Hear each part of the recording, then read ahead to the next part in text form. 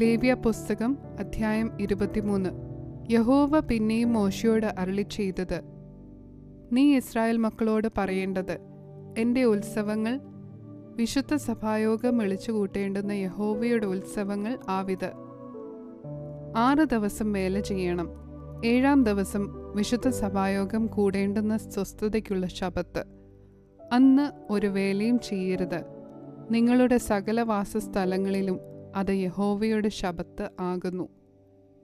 അതത് കാലത്ത് വിശുദ്ധ സഭായോഗം വിളിച്ചു കൂട്ടേണ്ടുന്ന യഹോവയുടെ ഉത്സവങ്ങൾ ആവിത്. 1-ാം മാസം 14-ാം തീയതി സന്ധ്യാസമയത്ത് യഹോവയുടെ പെസഹ. ആ മാസം 15-ാം തീയതി യഹോവയ്ക്ക് പുളിപ്പില്ലാത്ത അപ്പത്തിൻ്റെ പെരുന്നാൾ. 7 ദിവസം പുളിപ്പില്ലാത്ത അപ്പം തിന്നേണം. 1-ാം ദിവസം നിങ്ങൾക്ക് വിശുദ്ധ സഭായോഗം ഉണ്ടാകേണം. സാമാന്യവേല യാതൊന്നും ചെയ്യരുത്. നിങ്ങൾ 7 ദിവസം യഹോവയ്ക്ക് ദഹനയാഗം അർപ്പിക്കണം. 7-ാം ദിവസം വിശുദ്ധ സഭായോഗം. അന്ന് സാമാന്യവേല യാതൊന്നും ചെയ്യരുത്. യഹോവ പിന്നെയും മോശെയോട് അരുളിച്ചെയ്തത്, നീ ഇസ്രായേൽ മക്കളോട് പറയേണ്ടത് എന്തെന്നാൽ, ഞാൻ നിങ്ങൾക്ക് തരുന്ന ദേശത്ത് നിങ്ങൾ എത്തിയ ശേഷം അതിലെ വിളവെടുക്കുമ്പോൾ നിങ്ങളുടെ കൊയ്ത്തിലെ ആദ്യത്തെ കറ്റ പുരോഹിതന്റെ അടുക്കൽ കൊണ്ടുവരേണം. നിങ്ങൾക്ക് പ്രസാദം ലഭിക്കേണ്ടതിന് അവൻ ആ കറ്റ യഹോവയുടെ സന്നിധിയിൽ നീരാജനം ചെയ്യണം. ശബ്ബത്തിന്റെ പിറ്റേന്നാൾ പുരോഹിതൻ അത് നീരാജനം ചെയ്യണം. കറ്റ നീരാജനം ചെയ്യുന്ന ദിവസം നിങ്ങൾ യഹോവയ്ക്ക് ഹോമയാഗമായി 1 വയസ്സ് പ്രായമുള്ള ഊനമില്ലാത്ത ഒരു ആണാട്ടിൻകുട്ടിയെ അർപ്പിക്കണം.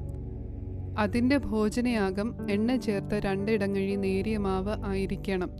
അത് യഹോവയ്ക്ക് സൗരഭ്യവാസനയായുള്ള ദഹനയാഗം. അതിൻ്റെ പാനീയയാഗം 1 നാഴി വീഞ്ഞായിരിക്കണം. നിങ്ങളുടെ ദൈവത്തിന് വഴിപാട് കൊണ്ടുവരുന്ന ദിവസം വരെ നിങ്ങൾ അപ്പമാകട്ടെ മലരാകട്ടെ കതിരാകട്ടെ തിന്നരുത്. നിങ്ങളുടെ സകല വാസസ്ഥലങ്ങളിലും ഇത് തലമുറ തലമുറയായി നിങ്ങൾക്ക് എന്നേക്കുമുള്ള ചട്ടമായിരിക്കണം. ശബ്ബത്തിന്റെ പിറ്റേന്നാൾ മുതൽ നിങ്ങൾ നീരാജനത്തിന്റെ കറ്റ കൊണ്ടുവന്ന ദിവസം മുതൽ തന്നെ എണ്ണി 7 ശബ്ബത്ത് തികയണം. 7-ാമത്തെ ശബ്ബത്തിന്റെ പിറ്റേന്നാൾ വരെ 50 ദിവസം എണ്ണി യഹോവയ്ക്ക് പുതിയ ധാന്യം കൊണ്ട് ഒരു ഭോജനയാഗം അർപ്പിക്കണം. നീരാജനത്തിന് 2 ഇടങ്ങഴി മാവ് കൊണ്ട് 2 അപ്പം നിങ്ങളുടെ വാസസ്ഥലങ്ങളിൽ നിന്ന് കൊണ്ടുവരണം. അത് നേരിയ മാവ് കൊണ്ടുള്ളതും പുളിപ്പിച്ച് ചുട്ടതും ആയിരിക്കണം. അത് യഹോവയ്ക്ക് ആദ്യ വിളവ്. അപ്പത്തോടുകൂടെ 1 വയസ്സ് പ്രായമുള്ള ഊനമില്ലാത്ത 7 ചെമ്മരി ആട്ടിൻകുട്ടിയെയും 1 കാളക്കുട്ടിയെയും 2 മുട്ടാടിനെയും അർപ്പിക്കണം. അവയും അവയുടെ ഭോജനയാഗവും പാനീയയാഗവും യഹോവയ്ക്ക് സൗരഭ്യവാസനയായ ദഹനയാഗമായി യഹോവയ്ക്ക് ഹോമയാഗമായിരിക്കണം. 1 കോലാട്ടുകൊറ്റനെ പാപയാഗമായും 1 വയസ്സ് പ്രായമുള്ള 2 ആട്ടിൻകുട്ടിയെ സമാധാനയാഗമായും അർപ്പിക്കണം. പുരോഹിതൻ അവയെ ആദ്യ വിളവിൻ്റെ അപ്പത്തോടും 2 ആട്ടിൻകുട്ടിയോടും കൂടെ യഹോവയുടെ സന്നിധിയിൽ നീരാജനം ചെയ്യണം. അവ പുരോഹിതന് വേണ്ടി യഹോവയ്ക്ക് വിശുദ്ധമായിരിക്കണം. അന്ന് തന്നെ നിങ്ങൾ വിശുദ്ധ സഭായോഗം വിളിച്ചു കൂട്ടേണം. അന്ന് സാമാന്യവേല യാതൊന്നും ചെയ്യരുത്. ഇത് നിങ്ങളുടെ സകല വാസസ്ഥലങ്ങളിലും തലമുറ തലമുറയായി നിങ്ങൾക്ക് എന്നേക്കുമുള്ള ചട്ടമായിരിക്കണം. നിങ്ങളുടെ നിലത്തിലെ വിളവെടുക്കുമ്പോൾ വയലിൻ്റെ അരികെ തീർത്തു കൊയ്യരുത്. കാലാ പെറുക്കുകയും അരുത്. അത് ദരിദ്രനും പരദേശിക്കും വിട്ടേക്കണം. ഞാൻ നിങ്ങളുടെ ദൈവമായ യഹോവയാകുന്നു. യഹോവ പിന്നെയും മോശെയോട് അരുളിച്ചെയ്തത്, നീ ഇസ്രായേൽ മക്കളോട് പറയേണ്ടത് എന്തെന്നാൽ, 7-ാം മാസം 1-ാം തീയതി നിങ്ങൾക്ക് കാഹളധ്വനിയുടെ ജ്ഞാപകവും വിശുദ്ധ സഭായോഗമുള്ള സ്വസ്ഥ ദിവസവുമായിരിക്കണം. അന്ന് സാമാന്യവേല യാതൊന്നും ചെയ്യാതെ യഹോവയ്ക്ക് ദഹനയാഗം അർപ്പിക്കണം.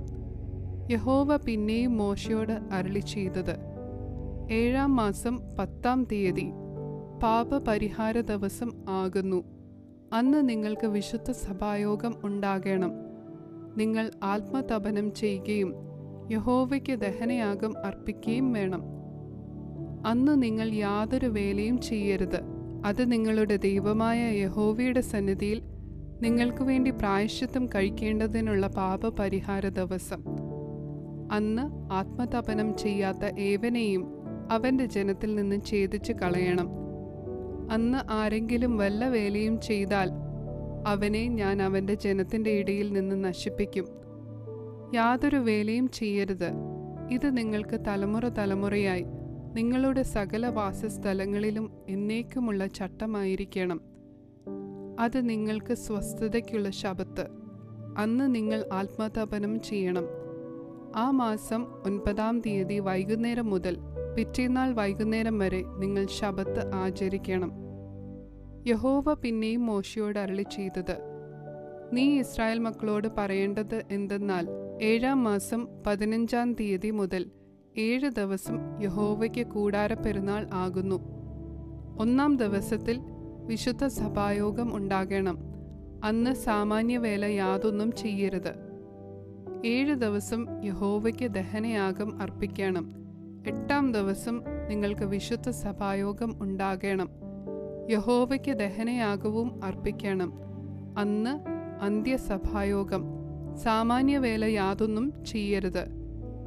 യഹോവയുടെ ശബത്തുകളും നിങ്ങളുടെ വഴിപാടുകളും നിങ്ങളുടെ എല്ലാ നേർച്ചകളും നിങ്ങൾ യഹോവയ്ക്ക് കൊടുക്കുന്ന സകല സ്വമേധാദാനങ്ങളും കൂടാതെ അതത് ദിവസത്തിൽ യഹോവയ്ക്ക് ദഹനയാഗവും ഹോമയാഗവും ഭോജനയാഗവും പാനീയയാഗവും അർപ്പിക്കേണ്ടതിന് വിശുദ്ധ സഭായോഗങ്ങൾ വിളിച്ചു കൂട്ടേണ്ടുന്ന യഹോവയുടെ ഉത്സവങ്ങൾ ഇവ തന്നെ.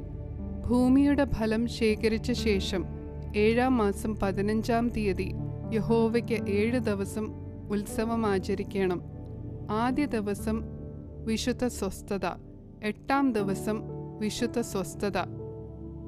ആദ്യ ദിവസം ഭംഗിയുള്ള വൃക്ഷങ്ങളുടെ ഫലവും ഈത്തപ്പനയുടെ കുരുത്തോലയും തഴച്ചിരിക്കുന്ന വൃക്ഷങ്ങളുടെ കൊമ്പും ആറ്റലരിയും എടുത്തുകൊണ്ട് നിങ്ങളുടെ ദൈവമായ യഹോവയുടെ സന്നിധിയിൽ 7 ദിവസം സന്തോഷിക്കണം. സംവത്സരം തോറും 7 ദിവസം യഹോവയ്ക്ക് ഈ ഉത്സവം ആചരിക്കണം. ഇത് തലമുറ തലമുറയായി നിങ്ങൾക്ക് എന്നേക്കുമുള്ള ചട്ടം. 7-ാം മാസത്തിൽ അത് ആചരിക്കണം. ഞാൻ ഇസ്രായേൽ മക്കളെ മിസ്രയീം ദേശത്തു നിന്ന് കൊണ്ടുവന്നപ്പോൾ അവരെ കൂടാരങ്ങളിൽ പാർപ്പിച്ചു എന്ന് നിങ്ങളുടെ സന്തതികൾ അറിവാൻ നിങ്ങൾ 7 ദിവസം കൂടാരങ്ങളിൽ പാർക്കണം. ഇസ്രായേലിലെ സ്വദേശികളൊക്കെയും കൂടാരങ്ങളിൽ പാർക്കണം. ഞാൻ നിങ്ങളുടെ ദൈവമായ യഹോവ ആകുന്നു. അങ്ങനെ മോശെ യഹോവയുടെ ഉത്സവങ്ങളെ ഇസ്രായേൽ മക്കളോട് അറിയിച്ചു.